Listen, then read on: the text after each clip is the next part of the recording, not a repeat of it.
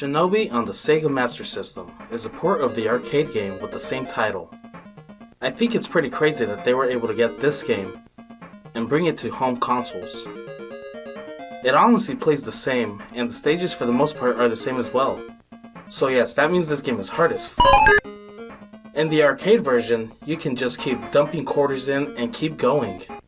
Well, in every mission except for the last one at least. However, in the Master System version, you get 3 lives. Once you run out, it's game over. The good thing is that you get a health bar unlike the arcade version where most things kill you in one hit. This is a short game that can be completed in about 30 to 40 minutes, assuming you know what you're doing.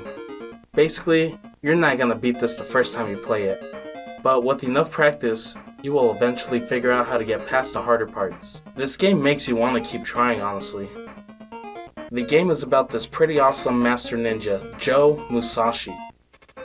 He is on a mission to stop a terrorist organization known as the Ring of Five. I'm not really sure what these guys are up to, but they did kidnap a whole lot of children, so let's f*** them up. Along the way, we will rescue the children hostages. Unlike the arcade game, it's not a requirement to rescue them all, but it's honestly in our best interest here. So let's be sure to check every layer of the game, and not miss any of these hostages. Doing so will grant you a variety of power-ups. These power-ups include upgrades to your weapons, restoring your health, increasing your health's capacity, 10,000 points, and the ability to enter a bonus stage once you complete the stage. These bonus stages are pretty difficult.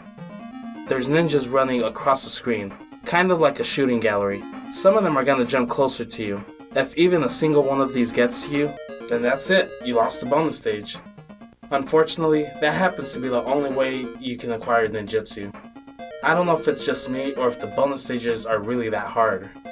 To use your ninjutsu, you have to first defeat 10 enemies in the stage you're currently on. Next, this icon will start to blink. Just press and hold button 2, then when Joe is standing like this, press 1. Some of these are more useful than others. Like this special makes you fly around the stage. This one freezes the enemies wherever they are. This one turns our Shinobi invincible. And the last 3 defeat all the enemies on the screen. Joe's gonna have a lot of baddies to take on. There's your run-of-the-mill thugs, gunmen, frogmen who jump out of water, fly ninjas who come out of nowhere, these skeletons that throw bones at you, green ninjas, blue ninjas, mongos, and even guys with bazookas. Not to mention our bosses, the Ring of Five. You get a preview of the boss before you start each stage. There's Ken-O, Black Turtle, Mandara, Lobster, and last but not least, the Masked Ninja. Each leader has their own mission with 3 stages Shinobi must go through before you get to fight them. Well, everyone except for Ken-O, he only has 2 stages. Mission 1 for the most part is pretty easy. Its main purpose appears to be just to get you ready. It's best to rescue as many hostages as possible to benefit from the power-ups. Just be sure not to die along the way, otherwise you can kiss your power-ups goodbye. And yes, this includes extra health. Once we reach Ken-O, we just have to avoid these homing flame balls that he throws at you. Make sure we aim for his head. For Mission 2, we will take Mr. Musashi over to Black Turtle's base.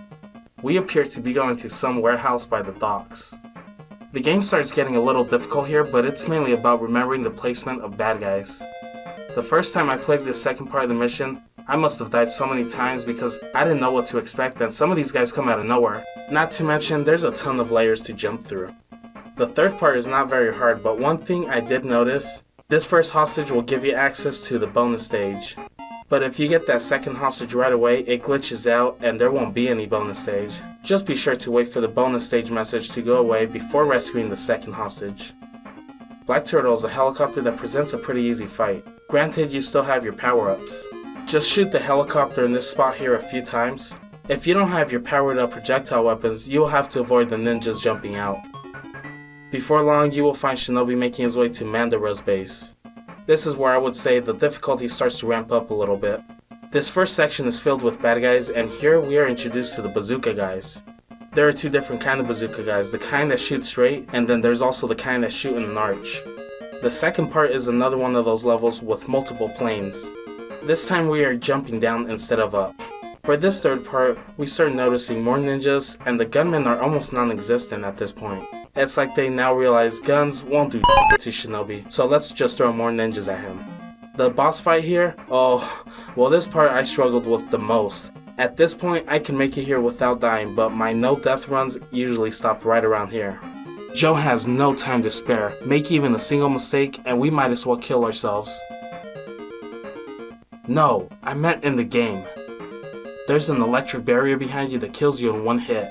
There's also about 16 statues moving towards you, and we must destroy them all before they push us into the barrier. Once the statues are destroyed, there's this face on the wall back there that goes up and down while shooting fireballs at you. This part is pretty easy, just gotta shoot him in the stupid mouth and avoid the fireballs. Now Joe makes his way to Lobster's base. This first part isn't too bad, just gotta jump over these pillars while avoiding the enemies. But by this point, we should be used to the way that the enemy ninjas move. It's the second and third parts that are pretty f***ing stupid. There are bottomless pits everywhere. If we have the flying ability, now is the time to use it. Assuming we can kill 10 of these guys without dying. Some of these jumps require you to jump at the last possible frame. Jump prematurely and we fall to our death.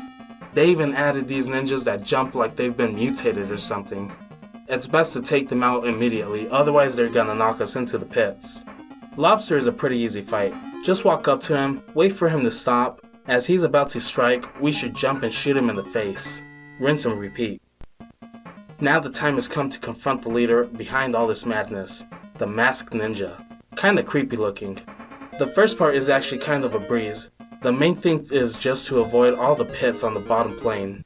Obviously the bad guys too. But you should have no issues. This second part is pretty ridiculous.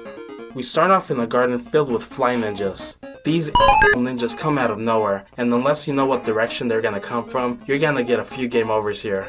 Besides the Mandara fight, I would consider this to be the hardest section in the game. I know part 2 and 3 of mission 4 caused me to die a lot of times, but that wasn't from difficulty. Those were mainly cheap deaths. The third part is even easier than the first. I don't think I've ever even died here once. Finally, we are face to face with the masked ninja.